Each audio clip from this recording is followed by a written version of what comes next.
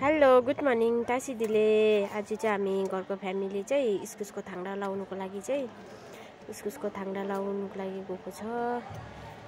थाङ्रा लाउँदा हाम्रो घरको मान्छे चाहिँ खेल्नु थाल्यो हो। आप्पा भाइ दिदी चाहिँ इस्कुस झार्ने खेल्ने रे। अन्त काम गर्दै गेम खेल्दै थियो इस्कुस झार्ने। अन्त अब यहाँ चाहिँ गेम खेलिसकेर पनि थाङ्रा लगाउन थाल्यो। अब हाम्रो चाहिँ कोपीहरू पनि हुँदैछ, अलिकति रोपेको थियो। इस्कुसको मुन्टा पनि टिप्यो सब्जी खानुको लागि, अलिअलि भएछ र अब चाहिँ हामी चाहिँ फेरि घर गएर घरबाट चाहिँ फेरि उवा टिप्नु जाने हामी। अन्त अब चाहिँ इस्कुसको थाङ्रा पनि लगाइसक्यो। दिदी चाहिँ हम्बर बोकेर हिँड्यो, अब जुवै लु छिटो भन्दै। यहाँनिर चाहिँ आप्पा हुनुहुन्छ, छिटो भन्दै थियो। नानीहरू चाहिँ यहाँनिर खेल्दै थियो। हामी चाहिँ जता काम गरे त्यता नानी पनि लानुपर्छ। घरमा हेर्ने मान्छे हुँदैन, सबैजना काम गर्नु जान्छ नि त बारीमा। अन्त यहाँ दुईजना नानीहरू गङ्गाटा बोकेर गङ्गाटा खेलाउँदै थियो। अब चाहिँ फेरि हामी माथि बारीमा जाने उवा टिप्नुको लागि। अब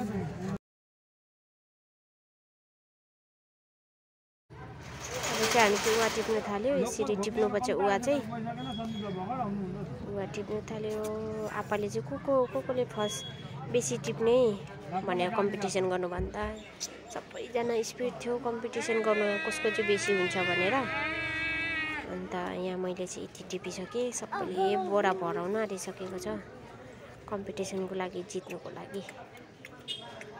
उवा टिप्नु पुरा छ। दिदी तलबाट टिप्दैछ, चियापत्ती टिपेको जस्तो स्पिड टिप्दैछ दिदीले चाहिँ।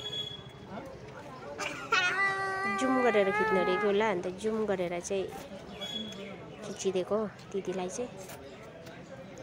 यहाँ चाहिँ छ बुहारी। हामी चाहिँ बुहारीहरू चाहिँ होचो भएर आप्पा चाहिँ उवा टिप्दै हिँड्नुभयो। दिदीले चाहिँ म्यानेजर हो नि त, म्यानेजर भन्दै जिस्काउँदै थियो दिदीले चाहिँ। अब चाहिँ टिपिसक्नु आँट्यो हामीले चाहिँ।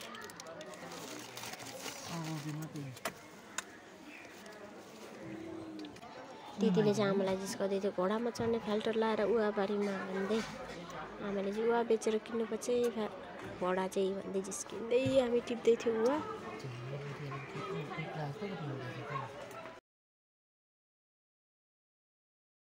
अब चाहिँ हामीले चाहिँ टिपिसक्नु आँट्यो। हामी बुहारीहरू चाहिँ दुईजना डल्लो भएर उवाले टिप्नै साह्रो, उवा अग्लो भएर। यति भन्दा हामीले चाहिँ सक्यो। By by.